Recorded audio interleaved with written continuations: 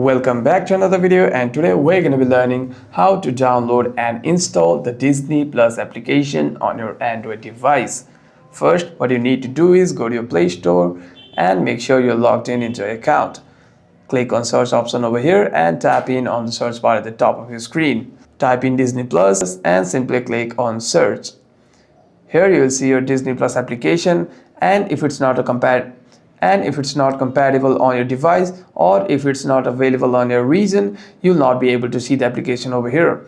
To check it, simply go to your Google Chrome and type in Disney Plus over here. Type in Disney Plus and simply click on the website. It will show you that the Disney Plus is not available in here. Here this is showing me that it's not available on my region, hence I can't. So I'm unable to sign in into my account. But if it is available on your region, you'll be able to sign in into your account from here. Hope this video was helpful, and if you have any further questions, make sure to leave them down in the comments below.